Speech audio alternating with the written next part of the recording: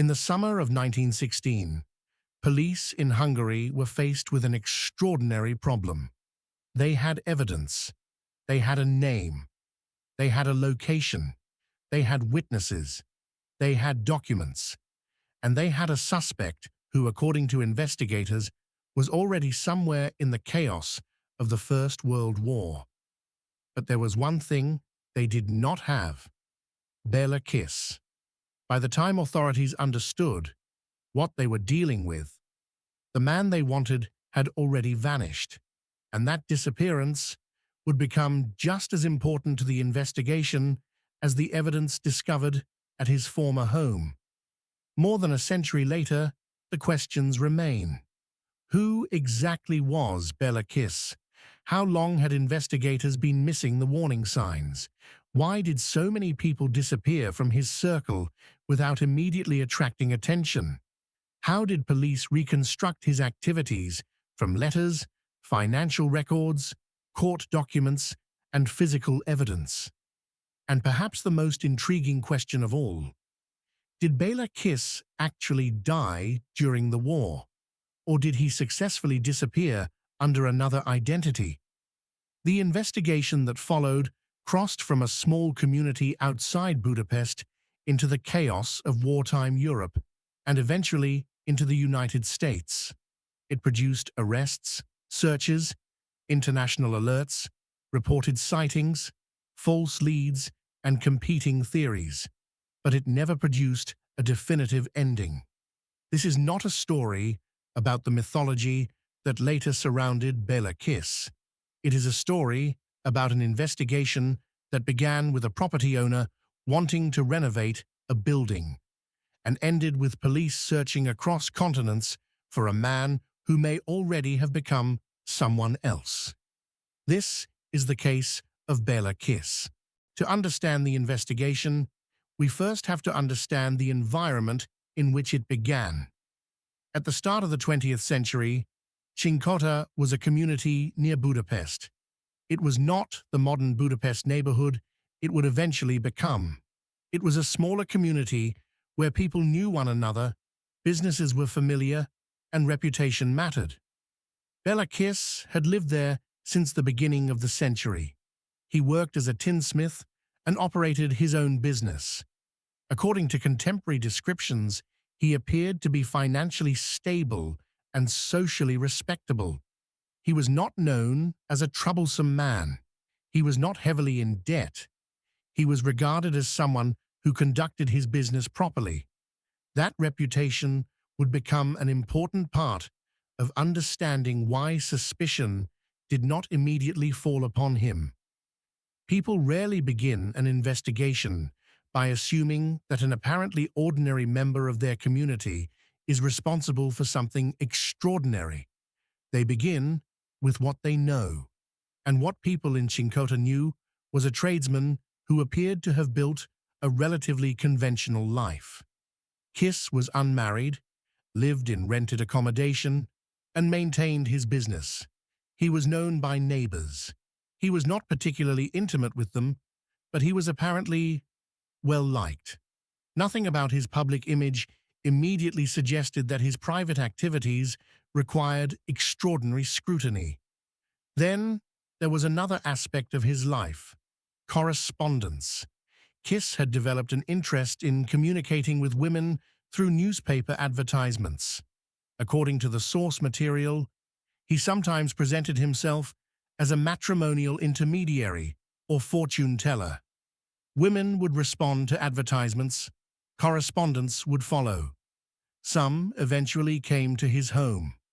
At the time, newspaper personal advertisements were an established means of meeting people, particularly for individuals seeking marriage.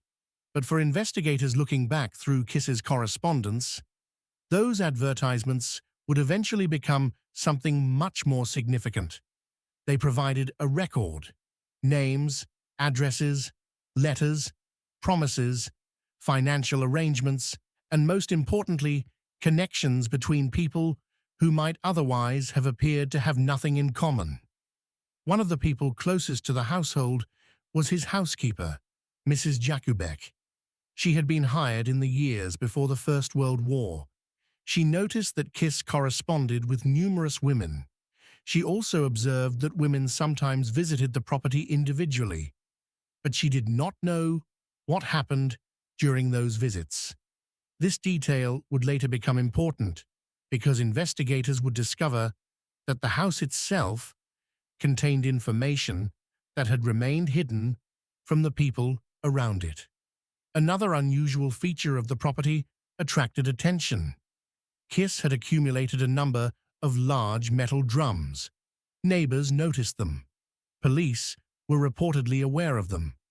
When questioned about the drums, Kiss offered a straightforward explanation. He said they contained fuel. The explanation made sense within the circumstances of the time. Europe was moving toward war. Shortages were expected.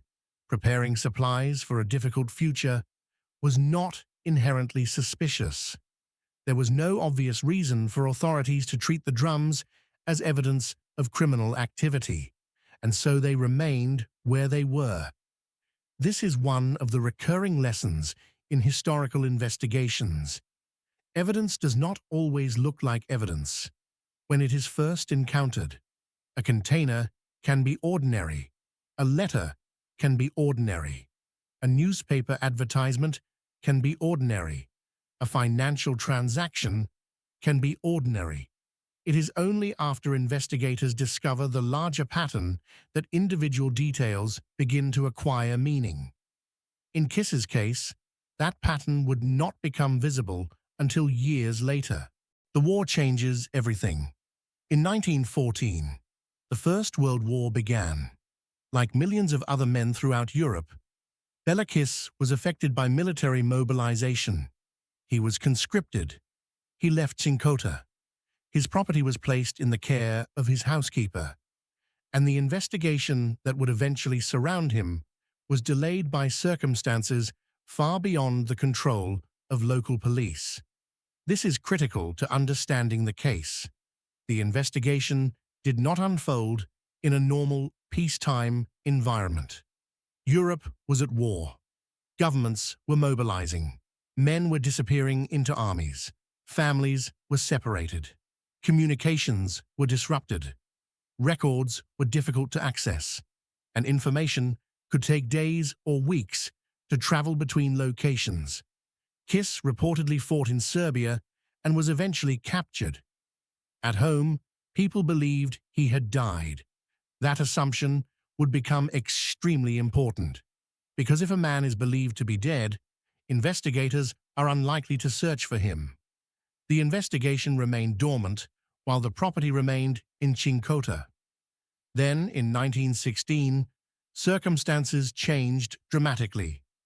The landlord, Martin Krasinski, wanted to renovate the building.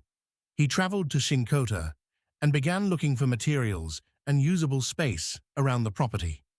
He was accompanied by a local pharmacist and acquaintance, Béla Kiss. During their inspection, they entered a chamber near Kiss's former workshop. There, they found the metal drums. What happened next transformed a property inspection into a major criminal investigation. One of the drums was opened. What investigators discovered inside prompted the authorities to be contacted. Police arrived. The property was searched. The number of containers became significant. The discovery was no longer about an unusual collection of metal drums. It was now evidence, and investigators had to answer a fundamental question. Who had placed the containers there? The immediate answer was obvious. The property belonged to Bela Kiss, but the suspect was believed to be dead. That created the first major challenge. Police had to determine whether Kiss was actually deceased, and if he was alive, where was he? The Budapest police investigation was led by Detective Chief Inspector Charles Nagy. His first priority was to establish what had happened and whether Kiss was still alive. Authorities contacted military officials and requested that Kiss be arrested if he was found alive. But there was a serious practical problem. The name Béla Kiss was not particularly unusual. In wartime records, identifying one specific individual could be difficult. There were thousands of soldiers, thousands of prisoners, thousands of military records, and communication between civilian police and military authorities was complicated by the war. Nagy, therefore, had another task. He needed to understand the man behind the name. This is where the investigation moved beyond the physical evidence. Police began examining the property itself. Mrs. Jakubek was questioned. Initially, investigators considered whether she might have known more than she admitted.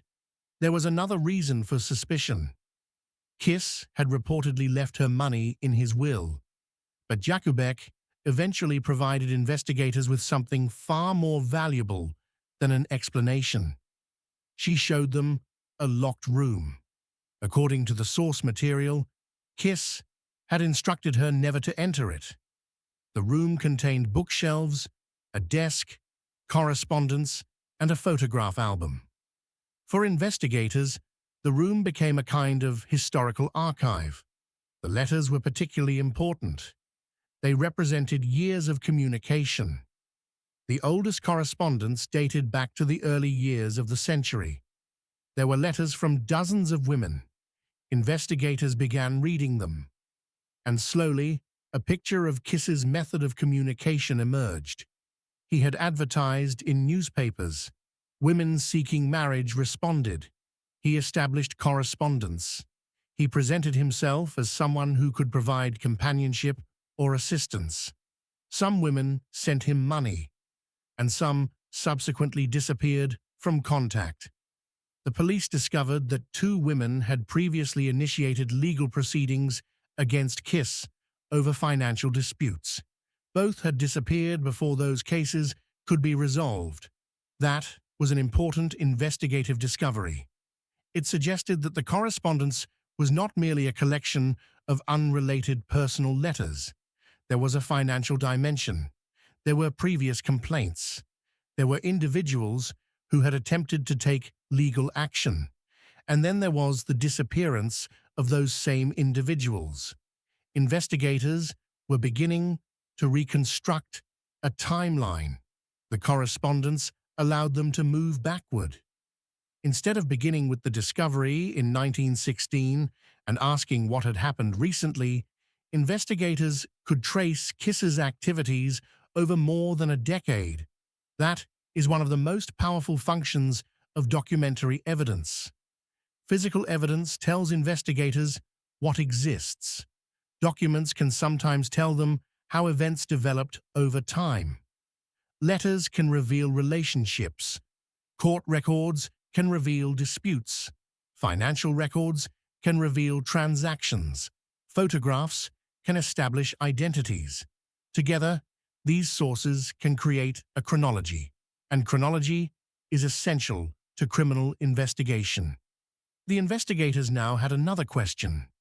How many people were connected to Kiss? The correspondence provided one answer.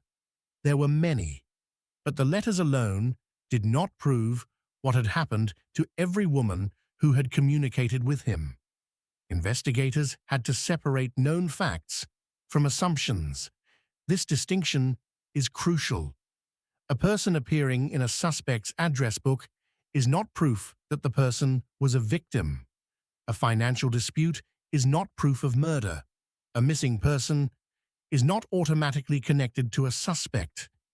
Investigators needed corroboration, and they had physical evidence that demanded forensic examination. The investigation therefore entered its next phase. The physical evidence recovered from the property was examined by authorities. The investigation now had to move beyond discovery towards scientific interpretation. This was 1916. Forensic science was developing rapidly, but it was nowhere near the level investigators would have access to a century later. There was no modern DNA database, no computerized fingerprint network, no digital forensic laboratory, no advanced geographic information system. No instant international database search. Investigators depended heavily upon physical examination, documentation, witness testimony, correspondence, and whatever scientific techniques were available. The examination of the recovered remains provided information about the circumstances surrounding the deaths. Investigators documented injuries and other physical findings. The source material also records puncture marks and evidence that led investigators to develop theories about how the deaths had occurred. Some early interpretations were highly speculative. This is an important distinction when examining historical criminal cases. Investigators in the past did not have the benefit of modern forensic knowledge. Some theories that appeared plausible at the time would later be viewed differently. For a documentary focused on investigation, that uncertainty is important. The purpose of forensic science is not to create a dramatic explanation. It is to establish what the evidence can actually support. The authorities also discovered that the containers had been sealed. That meant the property itself had preserved evidence over time. The metal containers became objects of forensic interest. Their construction, their condition, their location, their relationship to the property. All of these details could potentially help investigators reconstruct what had happened. But the evidence still had to be connected to individuals. Who were the people involved? Investigators began examining photographs and correspondence in an attempt to identify women who had communicated with Kiss. This was a difficult process. There were no modern missing person databases capable of instantly comparing records. Investigators had to work through documents manually. Names had to be checked, addresses had to be traced, families had to be contacted, old court records had to be reviewed, and investigators had to determine whether people who had disappeared years earlier could be connected to the evidence discovered at the property. This was detective work in its most traditional form. Paper, telephone calls, personal interviews, archives, maps, and persistence. The investigation also demonstrated something that remains true today. Evidence does not necessarily answer the question investigators initially ask. Instead, evidence creates new questions. The discovery of the property forced investigators to examine Kiss's correspondence. The correspondence led them to financial disputes. The disputes led to court records. The court records raised questions about missing women. The missing women created new investigative leads. Each discovery expanded the investigation, and every expansion increased the amount of information investigators had to organize. Perhaps the most difficult part of the investigation was determining what had happened to Bela Kiss himself. Authorities initially believed that Kiss had died during the war, but now they had reason to believe he might still be alive. Charles Nagy contacted military authorities. The message was clear. If Kiss was still alive, he needed to be located and arrested. But wartime identification was extremely difficult. Names could be misspelled. Military records could be incomplete. Prisoners could be transferred. Soldiers could be reported dead incorrectly. And men could potentially exploit confusion surrounding battlefield casualties. The investigation, therefore, became partly a search for an identity. Who was Bela Kiss? Was the man recorded as a soldier actually the same person investigators were seeking? Could he have been captured? Was he in a military hospital? Had he died? Or had someone else died while Kiss assumed another identity? On the 4th of October in 1916, investigators received information suggesting that Kiss had been treated in a Serbian hospital. Nagy traveled there, but he arrived too late. The man he wanted had already disappeared, and the circumstances made the mystery even more difficult. According to the source material, another soldier's body had been left in the bed associated with Kiss. Whether this was deliberate deception or simply a misunderstanding could not be established with certainty. But the practical consequence was clear. Kiss was gone. Police immediately distributed information throughout Hungary. Officers were instructed to watch for him. The search expanded. But the war created enormous opportunities for false information. Reports began arriving. Someone believed they had seen him. Another person provided a possible location. Another rumor suggested that he had died elsewhere. Investigators had to evaluate every lead. This created a problem that remains familiar to modern detectives. A lead is not evidence. Someone saying, "I saw him," does not establish that the person actually was the suspect. Investigators must verify the identification. They must establish location. They must establish time. They must determine whether independent evidence supports the claim. Without corroboration, even a confident witness can be mistaken. And in Kiss's case, there was another problem. His physical appearance could change. His identity could potentially change.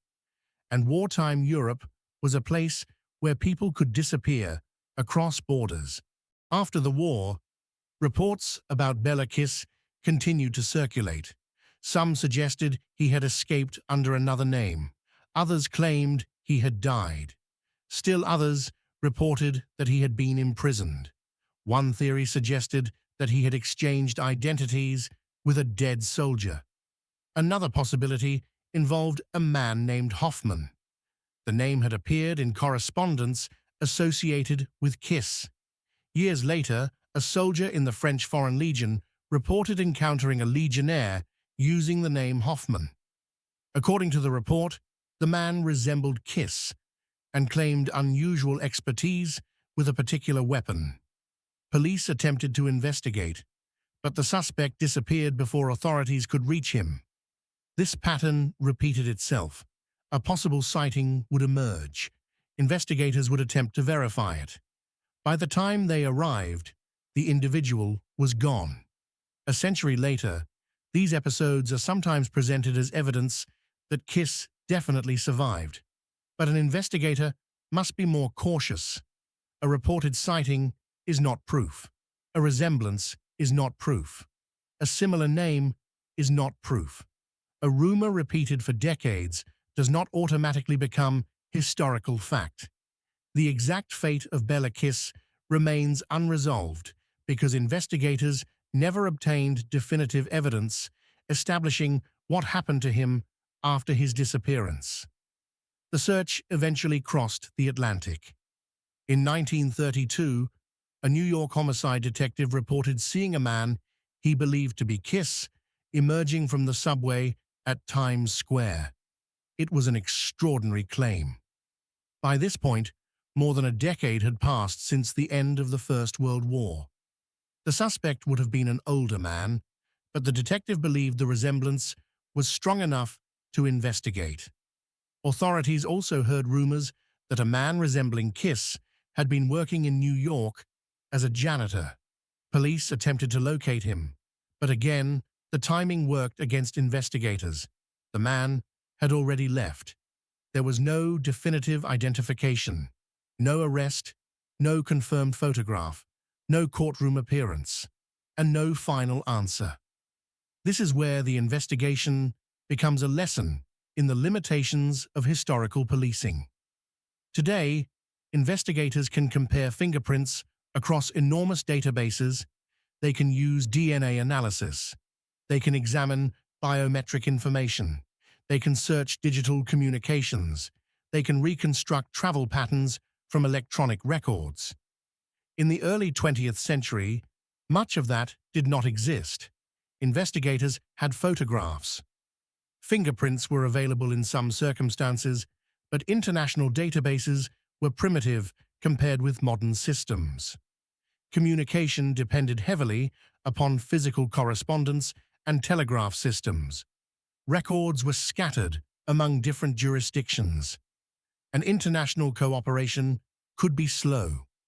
For a suspect willing and able to change identity, those limitations were significant.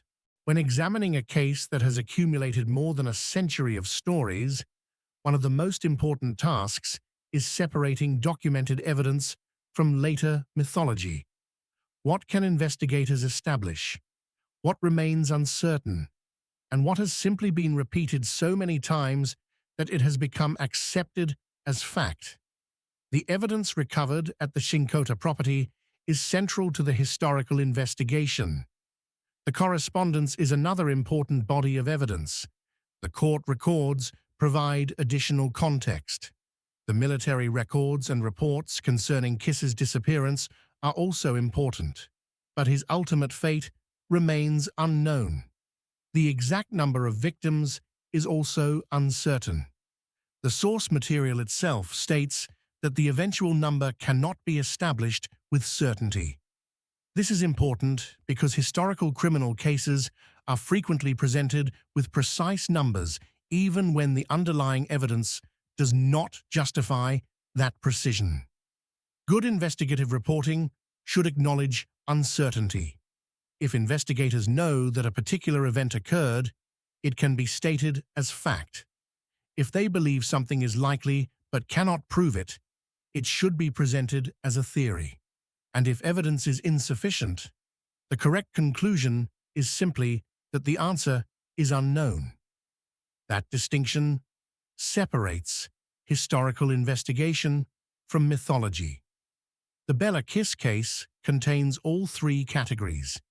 There are documented discoveries, there are investigative conclusions, and there are unresolved questions.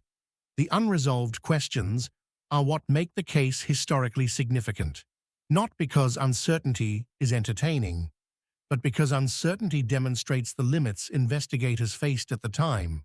There is a temptation, when looking at historical criminal cases, to search for a clean ending, an arrest, a trial, a conviction, a sentence, a final statement. But not every investigation receives that kind of conclusion. Some cases end because the suspect is identified. Some end because evidence becomes sufficient for prosecution. Others simply lose momentum as witnesses disappear, records deteriorate, jurisdictions change, and years pass. The Béla Kiss investigation belongs to that final category. The authorities knew enough to begin a serious investigation. They collected physical evidence. They examined correspondence. They questioned people connected with the property. They searched records. They attempted to trace the suspect through military channels. They distributed information to police. They investigated reported sightings. And they continued to pursue leads after the First World War. But the central mystery remained. Where was Béla Kiss? The investigation never produced a definitive answer. That uncertainty was amplified by the historical period. Europe had been transformed by war. Borders changed. Governments changed. Millions of people had been displaced. Records were lost. Identities became complicated. For investigators attempting to locate one missing man, the environment was almost impossibly difficult. And that is perhaps the most valuable lesson of the case. Investigations are shaped by technology. They are shaped by communication. They are shaped by record-keeping. They are shaped by geography. And they are shaped by time. A modern investigator looking at the same evidence would have tools that detectives in 1916 could never have imagined. DNA could potentially establish identities. Digital databases could cross-reference names. Modern forensic anthropology could examine remains. International police organizations could distribute alerts electronically. Biometric systems could compare fingerprints and photographs. But none of those technologies existed in a mature form when investigators were searching for Kiss.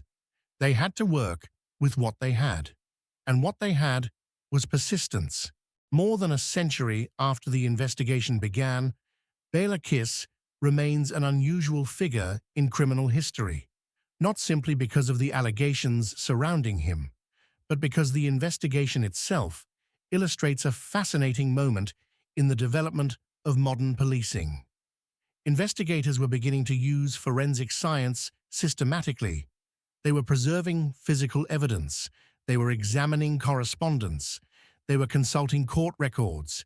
They were coordinating between civilian authorities and military organizations.